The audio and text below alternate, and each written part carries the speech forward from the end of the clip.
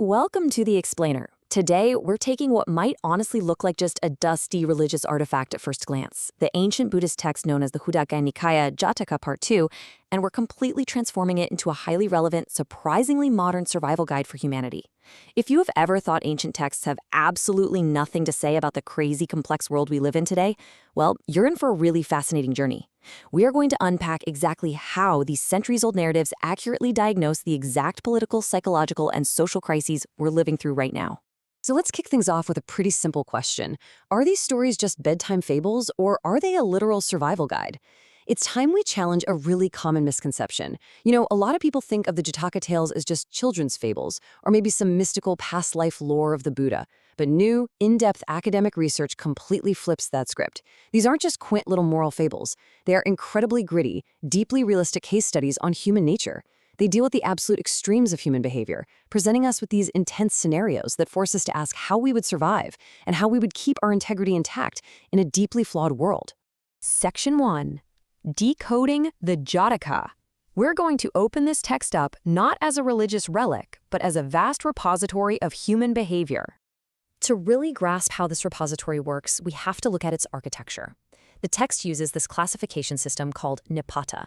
Basically, it categorizes stories based on the number of verses they contain. So it scales up in complexity, right? And it all culminates in the Mahanipata, which contains the 10 great births, the absolute most complex and profound narratives. What's so brilliant about this is how the system is actually built. It doesn't just hand you some dry, boring philosophical rulebook. It uses these deep, layered narratives paired with attakaha, which are detailed commentaries, to transmit profound truths about the highest human virtues. It takes incredibly dense philosophy and makes it totally accessible through the sheer power of storytelling.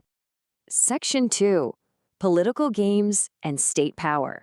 Let's see how this text builds a shockingly realistic picture of macro politics. If you thought Machiavellian political games were a modern invention, then Jātaka is going to prove otherwise. It explores this brutal ultimate clash, state stability versus moral principles. In this narrative, you've got a kingdom facing a completely devastating drought. To end it, the state neutrally and coldly calculates that it has to send a princess to seduce a powerful hermit. Why? To intentionally destroy his spiritual power just to save the kingdom. The state literally prioritizes its own political stability and the physical survival of its people over strict moral rules. It is a stark, super uncomfortable look at how the mechanisms of state power often operate, right in the gray areas of morality, totally ready to use whatever means necessary to survive. Now, contrast that harsh pragmatism with the Mahabodhi Jātaka, which gives us this warning. If the herd leader goes crooked, the herd goes crooked. This text is an absolute masterclass in ancient political science, and it argues the exact opposite of the previous story.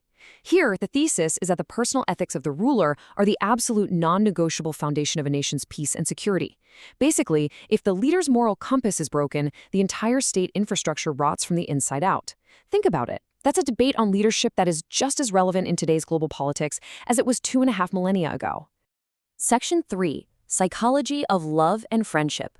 Shifting our focus from the grand halls of power down to the intimate complexities of the human heart. Take King Kusa, for instance. He is a brilliant, highly capable ruler, but he has this one massive, incredibly relatable vulnerability. He is deeply, paralyzingly insecure about his looks. He becomes completely infatuated with the beautiful Princess Fabawati, and I mean to the point where he compromises his own royal dignity and self-worth just to be near her. It's a brilliant psychological critique of external beauty standards. It shows us how even the most powerful minds can be totally undone by insecurity and infatuation, right up until he finally realizes that his true, undeniable value lies in his virtue and his wisdom, not whatever his reflection in the mirror shows. But it's not all just about romantic infatuation, right? The text breaks down the psychology of ultimate loyalty, too. In the Kalahamsa Jātaka, we get the story of Swan Samukha, who willingly risks his own life to stay beside his trapped king, rather than fly away to safety. The core takeaway here is that genuine, unwavering loyalty actually has the power to disarm and change even the most hardened enemies. Oh, and researchers also point to the Suttanta Jātaka in this section, which gives this sharp psychological warning about the opposite of generosity, stinginess. It perfectly illustrates how just sitting around hoping for good things without actually taking active steps to share or act literally only leads to a cycle of misery. Section 4, War for Natural Resources. Let's pivot to something that feels incredibly urgent today. If you thought resource scarcity and climate wars were uniquely modern news headlines, you really need to see how the Khuddaka Nikāya addresses the threat to societal survival. Look at the timeline here. Phase 1. Two powerful clans, the Sakya and the Kolya, are peacefully sharing the Rohini River. But then, Phase 2 hits, a severe drought. Sound familiar?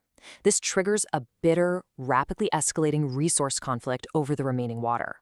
They are literally on the brink of mutual destruction. Then, in Phase 3, the Buddha intervenes as a mediator and poses a simple but totally stopping question. Is the water worth more, or is human life worth more? A literal water war is narrowly avoided through a forced shift in perspective. Now, it is absolutely worth noting that researchers emphasize this specific narrative contains views on women that reflect ancient Indian society rather than, absolute truths. But understanding that societal context just gives us a much clearer anthropological picture of the era as we navigate the core conflict. Section 5. The 10 Great Births, the Peak of Virtues. All of these trials bring us to the climax of the text, where the Bodhisattva achieves the absolute peak of human virtue. These final narratives, they demand some seriously grueling, highly specific virtues. It is not an easy path at all. You have the Tamiya Jātaka demanding the total renunciation of worldly power. Others require superhuman perseverance and unwavering gratitude. You watch Mahosada mastering political wisdom to outmaneuver enemies without shedding a single drop of blood, all the way to Vasantara demonstrating the supreme letting go of every single attachment. What you really need to take away from this is that extreme moral excellence isn't passive. It literally requires enduring incredible, sustained societal and personal pressures. Modern anthropologists have a really brilliant way of framing this intense progression. They identify it as a classic rite of passage. Step 1, the individual has to sever ties and leave society entirely. Step 2, they have to face profound isolation and suffering just to test their resolve. And step 3, they return to society, but not as the same person who left. They come back completely transformed. It's a necessary structural transformation of spiritual status, elevating the individual from a seeker to the fully awakened Buddha. It is quite literally a blueprint for extreme psychological growth. Section 6, Wisdom, the Key to Crises, which leads us to the ultimate takeaway from this entire academic research. How do we actually use this? Well, the answer really boils down to two core concepts, Panya, which is wisdom, and Upaya Kosala, which translates to skillful means. And listen, these aren't just abstract, floaty religious concepts meant for sitting quietly on a meditation cushion. They are highly practical, rigorously tested psychological and political frameworks. They're designed specifically to help humans integrate their morality, their mental focus, and their sharp intellect to actively navigate and solve incredibly complex, difficult situations. It is all about knowing the right moral choice, but also having the tactical skill to actually implement it effectively in a really messy world. I want to leave you with a final, kind of provocative thought here.